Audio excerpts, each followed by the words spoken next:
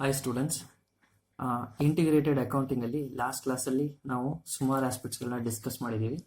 ಇವತ್ತು ನಾವು control accounts ಮತ್ತು ಅದರದ್ದು ಜರ್ನಲ್ ಎಂಟ್ರೀಸ್ ಯಾವ ಥರ ಪಾಸ್ ಮಾಡ್ತೀವಿ ಅನ್ನೋದನ್ನು ನೋಡೋಣ.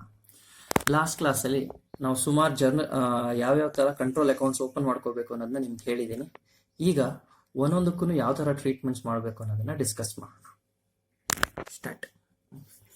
ಆಲ್ರೆಡಿ ನೀವು ಕಾಸ್ಟ್ ಶೀಟ್ನ ಓದಿದ್ದೀರಾ. ಕಾಸ್ಟ್ ಶೀಟಲ್ಲಿ ನಿಮಗೆ ಡೈರೆಕ್ಟ್ ಮೆಟೀರಿಯಲ್ ಬರುತ್ತೆ, ಡೈರೆಕ್ಟ್ ವೇಜಸ್ ಬರುತ್ತೆ, ಡೈರೆಕ್ಟ್ ಎಕ್ಸ್ಪೆನ್ಸ್ ಬರುತ್ತೆ, ಪ್ರೈಮ್ ಕಾಸ್ಟ್ ಬರುತ್ತೆ. ಹಾಗೆ ಮುಂದಕ್ಕೆ ಪ್ರೊಸೀಡ್ ಆಗುತ್ತಲ್ಲ, ಇಲ್ಲಿನೂ ಎಂಟ್ರೀಸು ಅದೇ ಥರ ಪ್ರೊಸೀಡ್ ಆಗುತ್ತೆ. ಸೊ ನಾವು ಫಸ್ಟು ಮೆಟೀರಿಯಲಿಂದ ಹೋಗೋಣ. ಮೆಟೀರಿಯಲಲ್ಲಿ ಈಗ ಫಸ್ಟು ಇಲ್ಲಿ ಸ್ಟೋರ್ಸ್ ಲೆಡ್ಜರ್ ಕಂಟ್ರೋಲ್ ಅಕೌಂಟ್ ಅಂತ ಇದೆ. ಸೊ ಸ್ಟೋರ್ಸ್ ಕಂಪ್ನಿಯಲ್ಲಿ ಯಾವುದೇ ಮೆಟೀರಿಯಲ್ ಬಂದ್ರೂ ಫಸ್ಟ್ ಬರೋದು ಇಲ್ಲಿಗೆ ಸ್ಟೋರ್ಸಿಗೆ ಬರುತ್ತೆ. ಈ ಮೆಟೀರಿಯಲ್ ಬರುತ್ತಲ್ಲ ಸ್ಟೋರ್ಸಿಗೆ, ಆ ಮೆಟೀರಿಯಲ್ಗೆ ಬರ್ತಾ ಇದ್ದಂಗೆ ಫಸ್ಟ್ ಎಂಟ್ರಿ ನಾವು ಪಾಸ್ ಮಾಡ್ಕೊಳ್ತೀವಿ. ಫೈನಾನ್ಷಿಯಲ್ ಅಕೌಂಟಿಂಗ್ ಅಲ್ಲಿ ಮೆಟೀರಿಯಲ್ ಪರ್ಚೇಸ್ ಮಾಡ್ತಾ ಇದ್ದಂಗೆ ನಾವೇನು ಎಂಟ್ರಿ ಪಾಸ್ ಮಾಡ್ತೀವಿ? Purchase account debit to bank account, full cash ಅಲ್ಲಿ ತಂದಿದ್ರೆ. ಇಲ್ಲ ಅಂತಂದ್ರೆ purchase account debit to sundry creditors account pass ಮಾಡ್ತೀವಿ. ಇಲ್ಲಿ ನಿಮಗೆ ಕಾಸ್ಟ್ ಮತ್ತೆ ಫೈನಾನ್ಷಿಯಲ್ ಇಂಟಿಗ್ರೇಟ್ ಆಗಬೇಕು. ಹಾಗಾಗಿ ಆ ಪರ್ಚೇಸ್ ಜಾಗಕ್ಕೆ ಸ್ಟೋರ್ಸ್ ಲೆಡ್ಜರ್ ಕಂಟ್ರೋಲ್ ಅಕೌಂಟ್ನ ನಾವು ಹಾಕೊಳ್ತೀವಿ. ಸೊ ಎಂಟ್ರಿ ಏನು ಚೇಂಜ್ ಆಗಲ್ಲ, ಪರ್ಚೇಸ್ ಜಾಗದಲ್ಲಿ ಮಾತ್ರ ನಿಮಗೆ ಸ್ಟೋರ್ಸ್ ಲೆಡ್ಜರ್ ಕಂಟ್ರೋಲ್ ಅಕೌಂಟ್ ಬರುತ್ತೆ. ಯಾಕಂದ್ರೆ ಸ್ಟೋರ್ಸಿಗೆ ಮೆಟೀರಿಯಲ್ ಬರ್ತಾ ಇದೆ. ಇದು ಫಸ್ಟ್ ಎಂಟ್ರಿ. ಇನ್ನ ಸೆಕೆಂಡ್ ಎಂಟ್ರಿ, ಸನ್ರಿ ಕ್ರೆಡಿಟರ್ಸ್ಗೆ ಕ್ರೆಡಿಟ್ ಅಲ್ಲಿ ಏನಾದರೂ ಪರ್ಚೇಸ್ ಮಾಡಿದ್ರೆ ಅವ್ರಿಗೆ ನಾವು ಆಮೇಲೆ ಪೇಮೆಂಟ್ ಮಾಡ್ತೀವಿ. ಇದು ನಿಮಗೆ ಫೈನಾನ್ಷಿಯಲ್ ಅಕೌಂಟಿಂಗ್ ಅಲ್ಲಿ ಏನು ಓದ್ತಿದ್ರೋ ಸೇಮ್ ಎಂಟ್ರಿನೇ, ಏನು ಚೇಂಜ್ ಇಲ್ಲ. Sundry creditors account debit to bank account, ಇದರಲ್ಲಿ ನಿಮ್ಗೆ ಏನು ಚೇಂಜಸ್ ಇಲ್ಲ, ಸೇಮ್ ಫೈನಾನ್ಷಿಯಲ್ ಇದ್ದಂಗೆ. ಸೊ ಈಗ ಮೆಟೀರಿಯಲ್ ನಿಮ್ಮ ಸ್ಟೋರಿಗೆ ಬಂದಿದೆ. ಈ ಬಂದಿರೋ ಮೆಟೀರಿಯಲ್ನ ನಾವೇನ್ ಮಾಡ್ತೀವಿ, ಯಾವಾಗ ಪ್ರೊಡಕ್ಷನ್ ಡಿಪಾರ್ಟ್ಮೆಂಟ್ ಅವರು ಕೇಳ್ತಾರೋ ಅವಾಗ ನಾವು ಅದನ್ನ ಪ್ರೊಡಕ್ಷನ್ ಡಿಪಾರ್ಟ್ಮೆಂಟ್ಗೆ ಕಳಿಸ್ಕೊಡ್ತೀವಿ. ಈ ಕಳಿಸ್ಕೊಡೋದಕ್ಕೆ ಸ್ಟೋರ್ಸ್ ಇಂದ ಪ್ರೊಡಕ್ಷನ್ ಡಿಪಾರ್ಟ್ಮೆಂಟ್ಗೆ ಎಷ್ಟು ಮೆಟೀರಿಯಲ್ ಹೋಗುತ್ತೆ ಅದಕ್ಕೆ ಒಂದು ಎಂಟ್ರಿ ಪಾಸ್ ಮಾಡ್ತೀವಿ. ಏನ್ ಎಂಟ್ರಿ ಅಂತಂದ್ರೆ work in progress control account debit. So ಈ ಪ್ರೊಡಕ್ಷನ್ಗೆ ಹೋಗ್ತಾ ಇದ್ದಂಗೆ ಅದನ್ನ work in progress control account ಮಾಡ್ಕೊಳ್ತೀವಿ. ಅಲ್ಲಿಗೆ to stores ledger control account. So stores ಇಂದ ಹೋಗ್ತಾ ಇದೆ, ಸೊ 2 ಆಗುತ್ತೆ. ಇದು ನಿಮಗೆ ಪಾಸ್ ಮಾಡ್ತಾ ಇರೋದಕ್ಕೆ, ಸ್ಟೋರ್ಸ್ ಇಂದ ಪ್ರೊಡಕ್ಷನ್ ಡಿಪಾರ್ಟ್ಮೆಂಟ್ಗೆ ಹೋಗೋದಕ್ಕೆ ನಾವು ಕೊಡ್ತಾ ಇರುವಂತಹ ಎಂಟ್ರಿ. ಸೊ ಮೆಟೀರಿಯಲ್ಸ್ ಆದ್ಮೇಲೆ ನಾವು ನೆಕ್ಸ್ಟ್ ಬರುವಂತದ್ದು ವೇಜಸ್ಸಿಗೆ. ಸೊ ವೇಜಸ್ಸಿಗೋಸ್ಕರ ನಾವೊಂದು ಎಂಟ್ರಿ ಮಾಡ್ಕೊಳ್ತೀವಿ, ledger wage ledger control account. ಇದು ನಿಮಗೆ ವೇಜಸ್ ಬರೀ ಡೈರೆಕ್ಟ್ ಮೆಟೀರಿಯಲ್ ಏನಿದೆ ಆ ಡೈರೆಕ್ಟ್ ಮೆಟೀರಿಯಲ್ಗೆ ಅಂತ ಮಾತ್ರ ನಾವು ಮಾಡ್ಕೊಳ್ಳೋವಂಥದ್ದು wage ledger control account. So first ನಿಮಗೆ ಮೆಟೀರಿಯಲ್ ಬರುತ್ತೆ ಪ್ರೈಮ್ ಕಾಸ್ಟ್ ಅಲ್ಲಿ, ಎರಡನೇದು ನಿಮಗೆ ವೇಜಸ್ ಬರುತ್ತೆ. ಹಾಗಾಗಿ ನಾವು ವೇಜಸ್ಸಿಗೆ ಹೋಗ್ತಾ ಇದೀವಿ, wage ledger control account. So wages ನಾವು ಏನ್ ವೇಜ್ ಪೇ ಮಾಡ್ತೀವಿ ಅದಕ್ಕೆ ಪೇಮೆಂಟ್ಗೆ first entry wage ledger control account debit to bank account. So wages account debit to bank account ಮಾಡ್ತೀವಿ. ಇಲ್ಲಿ wage ledger control account debit to bank account ಮಾಡ್ತೀವಿ. ಅಷ್ಟೇನೆ, ಏನು ಚೇಂಜಸ್ ಇಲ್ಲ, ಆಲ್ಮೋಸ್ಟ್ ಫೈನಾನ್ಷಿಯಲ್ ಅಕೌಂಟಿಂಗ್ ತರಾನೇ. ಆಮೇಲೆ ಎರಡನೇ ಎಂಟ್ರಿ, ಈ ವೇಜಸ್ ಆಗಿರೋ ಎಕ್ಸ್ಪೆಂಡಿಚರ್ ನೀವು ಅಗೈನ್ ಪ್ರೊಡಕ್ಷನ್ ಡಿಪಾರ್ಟ್ಮೆಂಟ್ಗೆ ಹಾಕ್ಬೇಕಿರೋಂಥದ್ದು. ಅದಕ್ಕೋಸ್ಕರ work in progress control account debit to wage ledger control account. So ಇದನ್ನು ನಿಮ್ಗೆ ಅಲ್ಲಿ ಮೆಟೀರಿಯಲ್ಸ್ ನ ಟ್ರಾನ್ಸ್ಫರ್ ಮಾಡ್ಕೊಂಡ್ರಲ್ಲ, ಸೇಮ್ ಅದೇ ತರ ನೀವು ವೇಜಸ್ ನು ಟ್ರಾನ್ಸ್ಫರ್ ಮಾಡ್ಕೊಳ್ತೀರಾ. ಈಗ ಇಲ್ಲಿ ಟ್ರಾನ್ಸ್ಫರ್ ಮಾಡ್ಬೇಕಾದ್ರೆ ನೋಡ್ಕೊಳ್ಳಿ, ಸ್ಟೋರ್ಸ್ ಇಂದ ಮೆಟೀರಿಯಲ್ ಎಲ್ಲಿ ಹೋಗ್ತಾ ಇದೆ, ನಿಮ್ಗೆ ವರ್ಕ್ ಇನ್ ಪ್ರೋಗ್ರೆಸ್ ಗೆ ಹೋಗ್ತಾ ಇದೆ. ಯಾಕಂದ್ರೆ ಇಲ್ಲಿಂದ ನಾವು ಇಲ್ಲಿಗೆ ಕನೆಕ್ಟ್ ಕೊಟ್ಟಿರುವಂತದ್ದು. ಆಮೇಲೆ ಇಲ್ಲಿ ವೇಜಸ್ ಇದೆ, ಆ ವೇಜಸ್ ನಿಮ್ಗೆ ಪ್ರೊಡಕ್ಷನ್ ಡಿಪಾರ್ಟ್ಮೆಂಟ್ ಗೆ ಬರುವಂತದ್ದು. ಸೊ ಎರಡು ನಿಮ್ಗೆ ವರ್ಕ್ ಇನ್ ಪ್ರೋಗ್ರೆಸ್ ಗೆ, ಇಲ್ಲಿನ ಬ್ಯಾಲೆನ್ಸ್ ಗಳು ಇಲ್ಲಿಗೆ ತಗೊಂಡಿದೀವಿ. ಆ ತಗೊಳ್ಳೋ ಎಂಟ್ರಿನ ನಾನು ಲಾಸ್ಟ್ ಅಲ್ಲೇ ತೋರಿಸಿದೀನಿ ಎರಡರದನ್ನ. ಈಗ ವರ್ಕ್ ಇನ್ ಪ್ರೋಗ್ರೆಸ್ ಗೆ ಬನ್ನಿ. ಈಗ ವರ್ಕ್ ಇನ್ ಪ್ರೋಗ್ರೆಸ್ ಅಲ್ಲಿ ನಿಮ್ಗೆ ಏನಾಗುತ್ತೆ ಅಂತಂದ್ರೆ, work in progress control account ಅಲ್ಲಿ ನಿಮ್ಗೆ ಇಲ್ಲಿ ಪ್ರೊಡಕ್ಷನ್ ಆಗುವಂತದ್ದು. ನೀವು ಕಾಸ್ಟ್ ಶೀಟ್ ಅಲ್ಲಿ ಫ್ಯಾಕ್ಟರಿ ಓವರ್ ಹೆಡ್ಸ್ ಮಾಡ್ತಿದ್ರಲ್ಲ, ಸೇಮ್ ಅದೇ ಆಸ್ಪೆಕ್ಟ್ ಇಲ್ಲಿ ಬರುವಂತದ್ದು.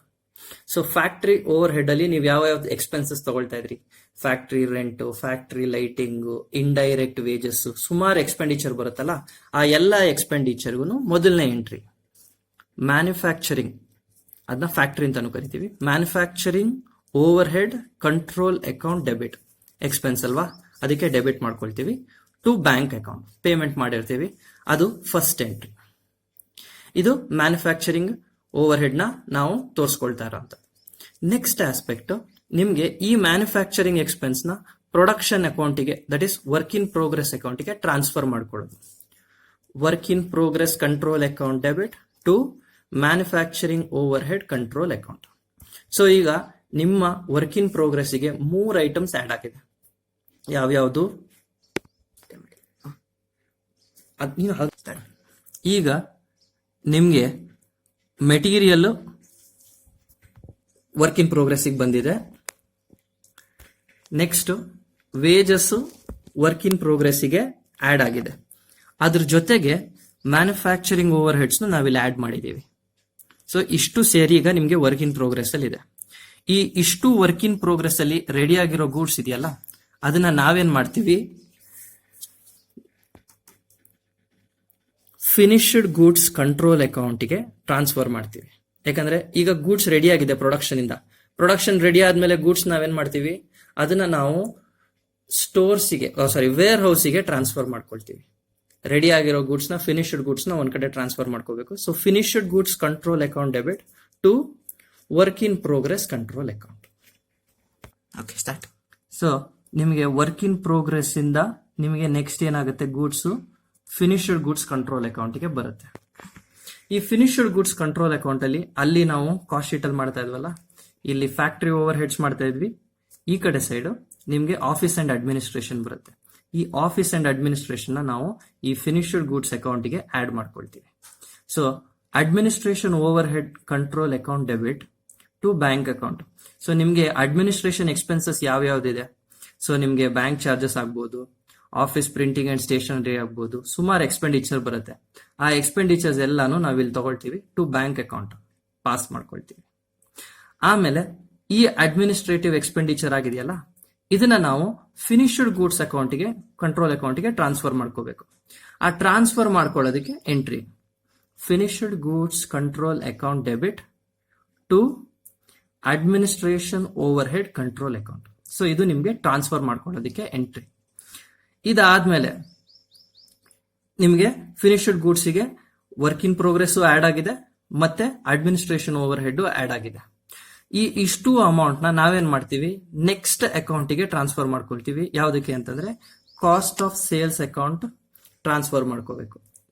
So cost of sales account debit to finished goods control account. So ಇಲ್ಲಿಗೆ ಟ್ರಾನ್ಸ್ಫರ್ ಮಾಡ್ಕೊಳ್ತೀವಿ. ಇಲ್ಲಿ ಅಡ್ಮಿನಿಸ್ಟ್ರೇಷನ್ ಒಂದನ್ನ ಆಡ್ ಮಾಡ್ಕೊಂಡಿದೀವಿ. ಅಡ್ಮಿನಿಸ್ಟ್ರೇಷನ್ ಇಂದ ನಾವು ನೆಕ್ಸ್ಟ್ ಕಾಸ್ಟ್ ಆಫ್ ಸೇಲ್ಸ್ ಗೆ ತಗೊಳ್ತೀವಿ. ನಾವೀಗ ಕಾಸ್ಟ್ ಆಫ್ ಸೇಲ್ಸ್ ತಗೋತಾ ಇದೀವಿ ಅಂದ ತಕ್ಷಣ ನಿಮ್ಗೆ ಗೊತ್ತಾಗಿರ್ಬೇಕು, ಆಫೀಸ್ ಅಂಡ್ ಅಡ್ಮಿನಿಸ್ಟ್ರೇಷನ್ ಆದ್ಮೇಲೆ ನಿಮಗ್ ಬರೋದು selling and distribution overhead control account. So ಇಲ್ಲಿ ಏನ್ ಮಾಡ್ತೀವಿ, selling and distribution overhead control account debit to bank account. ಯಾವ್ಯಾವ ಸೆಲ್ಲಿಂಗ್ ಎಕ್ಸ್ಪೆನ್ಸಸ್ ಆಗಿರುತ್ತೆ ನಿಮಗೆ, ಸೇಲ್ಸ್ ಮೆನ್ ಸ್ಯಾಲರಿ ಆಗಿರ್ಬೋದು, ಅಡ್ವರ್ಟೈಸ್ಮೆಂಟ್ ಆಗಿರ್ಬೋದು, ಎಲ್ಲ ಎಕ್ಸ್ಪೆಂಡಿಚರ್, ಡೆಲಿವರಿ ವ್ಯಾನ್ ಎಕ್ಸ್ಪೆಂಡಿಚರ್, ಎಲ್ಲ ನಿಮ್ಗೆ ಎಕ್ಸ್ಪೆಂಡಿಚರ್ ಏನಿದೆ ಅದನ್ನ ನಾವು ಪೇ ಮಾಡಿರ್ತೀವಿ.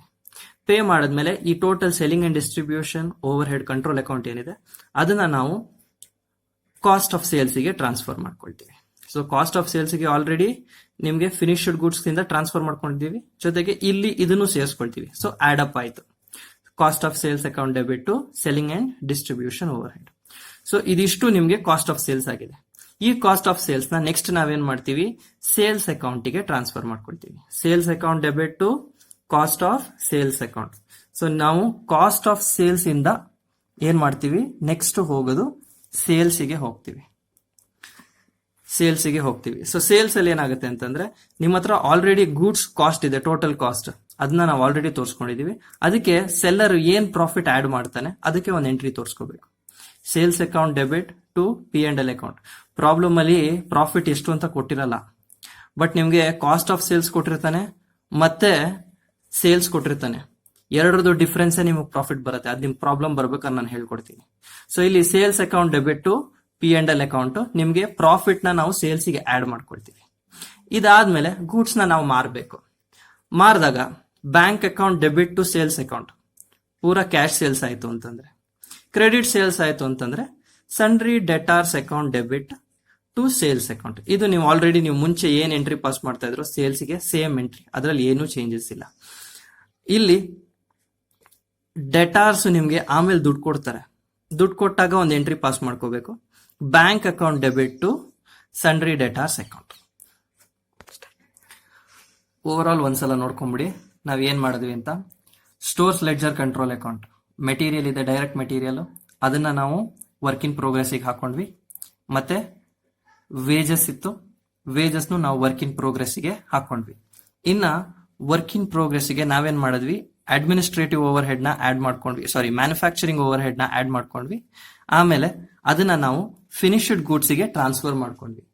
ಫಿನಿಶ್ಡ್ ಗೂಡ್ಸ್ ಟ್ರಾನ್ಸ್ಫರ್ ಮಾಡ್ಕೊಂಡ್ವಿ. ಫಿನಿಶ್ಡ್ ಗೂಡ್ಸ್ ಅಲ್ಲಿ ನಾವೇನ್ ಮಾಡಿದ್ವಿ, ಅಡ್ಮಿನಿಸ್ಟ್ರೇಟಿವ್ ಓವರ್ ಹೆಡ್ ನ ಆಡ್ ಮಾಡ್ಕೊಂಡ್ವಿ. ಆಡ್ ಮಾಡ್ಕೊಂಡು ಆ ಅಡ್ಮಿನಿಸ್ಟ್ರೇಟಿವ್ ಓವರ್ ಹೆಡ್ ಆಡ್ ಆಗಿರೋದನ್ನ ಕಾಸ್ಟ್ ಆಫ್ ಸೇಲ್ಸ್ ಗೆ ಟ್ರಾನ್ಸ್ಫರ್ ಮಾಡ್ಕೊಂಡ್ವಿ. ನೆಕ್ಸ್ಟ್ ಕಾಸ್ಟ್ ಆಫ್ ಸೇಲ್ಸ್ ಅಲ್ಲಿ selling and distribution overhead ನ ನಾವು ಆಡ್ ಮಾಡ್ಕೊಂಡ್ವಿ. ಆಡ್ ಮಾಡ್ಕೊಂಡು ಅದನ್ನ ನಾವು ಸೇಲ್ಸ್ ಗೆ ಟ್ರಾನ್ಸ್ಫರ್ ಮಾಡ್ಕೊಂಡ್ವಿ. ಸೇಲ್ಸ್ ಗೆ ಟ್ರಾನ್ಸ್ಫರ್ ಮಾಡಿದ್ಮೇಲೆ ಸೇಲ್ಸ್ ಗೆ ನಾವು ಪ್ರಾಫಿಟ್ ನ ಆಡ್ ಮಾಡ್ಕೊಂಡ್ವಿ. ಪ್ರಾಫಿಟ್ ನ ಆಡ್ ಮಾಡಿ ನಾವು ಟೋಟಲ್ ಆಗಿ ಆಕ್ಚುಯಲ್ ಸೇಲ್ ಮಾಡಿದ್ವಿ. ಬ್ಯಾಂಕ್ ಕ್ಯಾಶ್ ಸೇಲ್ ಆಗಿ ದುಡ್ಡು ಕಲೆಕ್ಟ್ ಮಾಡಿದ್ವಿ. ಇದಿಷ್ಟು ನಿಮ್ಗೆ ಪ್ರಾಸೆಸ್ ಆಗೋಂಥದ್ದು, ಇದಿಷ್ಟು ಜರ್ನಲ್ ಎಂಟ್ರೀಸ್.